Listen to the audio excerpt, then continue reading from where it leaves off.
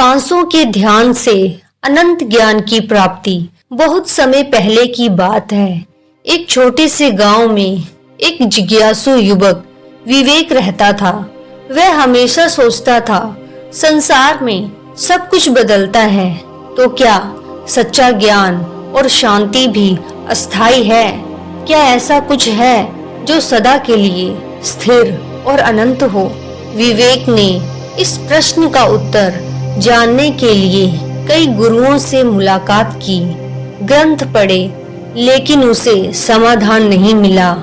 एक दिन वह हिमालय की ऊंचाइयों में एक सिद्ध बौद्ध भिक्षु के पास पहुंचा। विवेक ने बौद्ध भिक्षु से पूछा, गुरुदेव, मैं अनंत ज्ञान की खोज में हूँ, कृपया मुझे इसका मार्ग बताइए।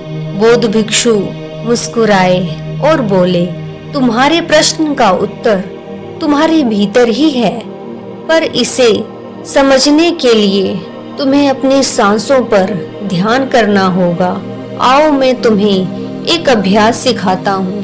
बौद्ध भिक्षु ने विवेक को एक शांत स्थान पर बैठने को कहा। उन्होंने कहा, आंखें बंद करो, अपनी सांसों पर ध्यान दो।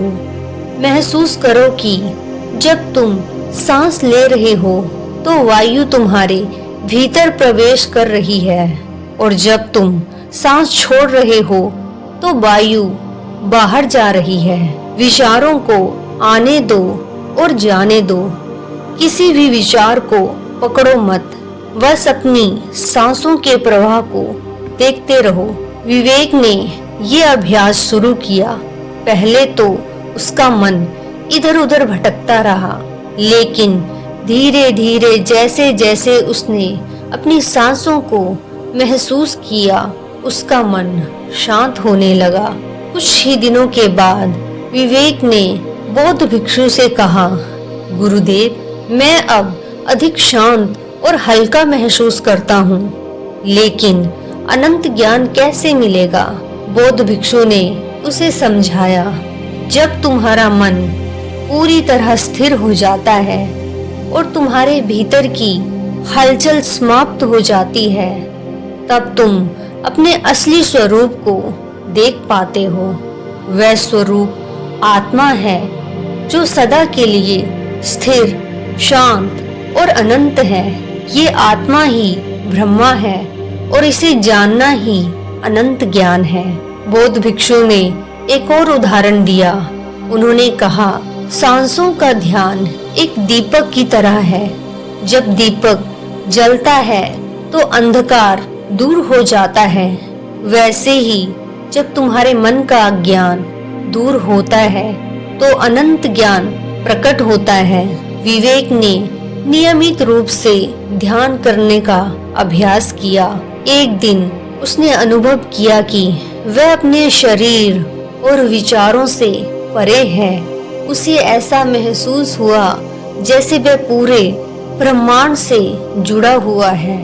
उसे समझ में आ गया कि वह आत्मा है जो न कभी मरती है और न बदलती है। यही अनंत ज्ञान था। सांसों का ध्यान और अनंत ज्ञान का महत्व। पहला, स्वयं को जानने का मार्ग। सांसों का ध्यान हमारे भीतर की यात्रा का सबसे सरल और प्रभावी तरीका है। दूसरा, अज्ञान का नाश। जब मन शांत होता है तो अज्ञान और भ्रम दूर हो जाते हैं। तीसरा, अनंतता का अनुभव। सांसों का ध्यान हमें ये समझने में मदद करता है कि हम केवल शरीर नहीं बल्कि एक असीम ऊर्जा हैं। चौथा, शांति और पूर्णता। अनंत ज्ञान का अनुभव करने से हमें सच्ची शांति और संतोष प्राप्त होता है। इस प्रकार विवेक ने सांसों के ध्यान से अनंत ज्ञान की प्राप्ति की और समझ गया कि सत्य हमारे भीतर ही है। हमें केवल अपने मन को स्थिर करना है और आत्मा के स्वरूप को पहचानना है। यही अनंत ज्ञान का मार्ग है। इसी तरह की एक बेहद प्राचीन ध्यान की विद्या जिसका नाम है विपश्यना कहा जाता है। इसका जिक्र भगवान श्री कृष्ण ने गीता में भी किया है। वहीं ऋग्वेद में भी इसका उल्लेख है। समय के साथ ये पूरी तरह विलुप्त हो चुकी थी, लेकिन महात्मा गौतम बुद्ध ने फिर से इसकी खोज की और इसे पुनर्जीवित किया था। विपश्यना का अर्थ है कि जो वस्तु जैसी है उसे उसी रूप में सहजता के साथ देखना। ये अंतर्मन की गहराइयों तक जाकर आत्मनिरीक्षण द्वारा आत्मशुद्धि की साधना है। इसकी शुरुआत सांसों से होती है। सबसे पहले सुखासन, ब्रजासन या किसी भी आसन में बैठ जाएं। इसके बाद व्यक्ति को सांसों को साक्षी भाव में देखना सिखाया जाता है। नाक के दोनों छिद्रों पर ध्यान केंद्रित करके सांस पर ध्यान देना है कि सांस कब आई और कब गई। इसे सहज रूप में ही देखना होता है।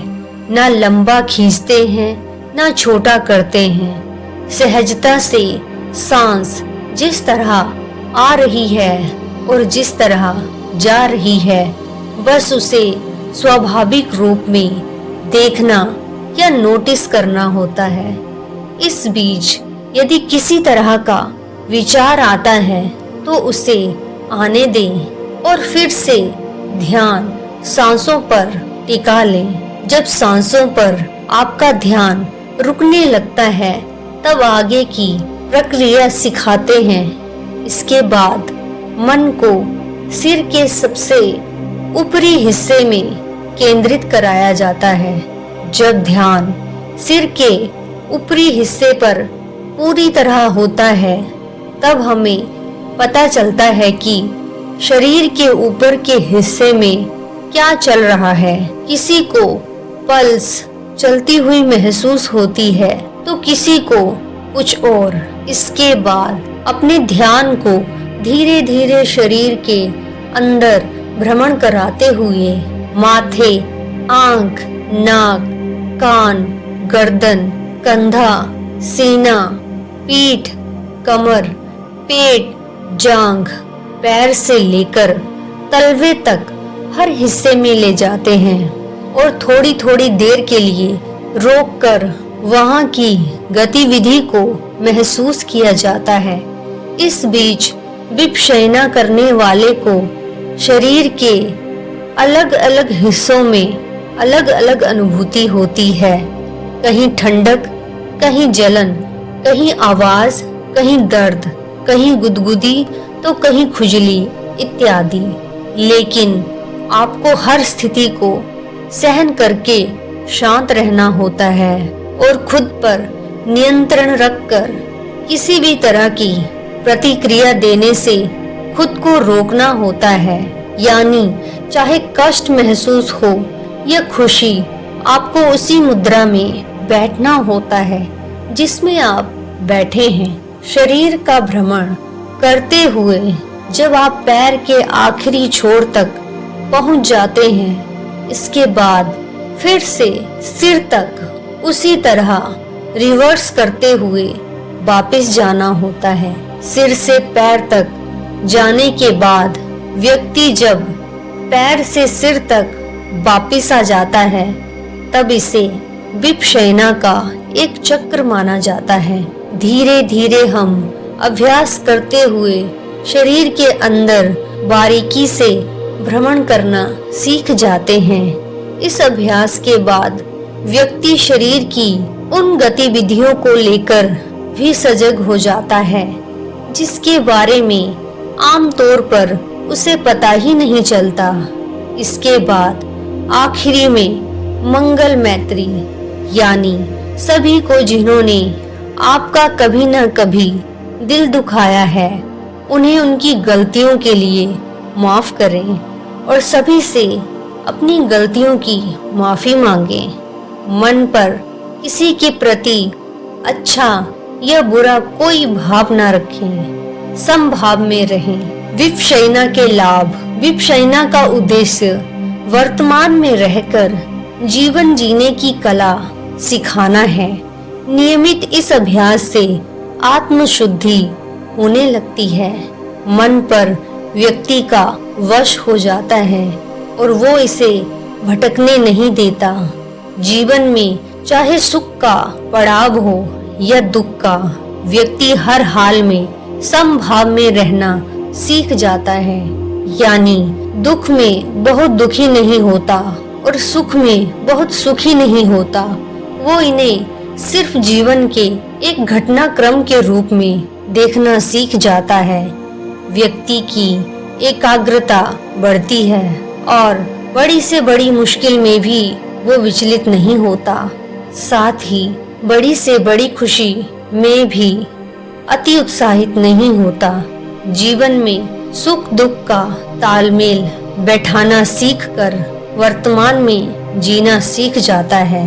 वो जिस काम में लगता है उसमें सफलता हर हाल में प्राप्त करता है। तो दोस्तों, उम्मीद करती हूँ कि इस वीडियो के माध्यम से आपको अच्छी जानकारी मिली होगी, और यदि मिली हो तो अपने फ्रेंड्स और अपने परिवारजनों के साथ जरूर शेयर कीजिएगा और कमेंट करके बताइएगा कि वीडियो कैसी लगी। और इसी तरह की मोटिवेशनल वीडियो को देखने के लिए हमारे इस चैनल को जरूर सब्सक्राइब कर लीजिएगा। वीडियो में अंत तक बने रहने के लिए आपका धन्यवाद। आपका हर दिन मंगलमय हो। नमो बुद्धाय।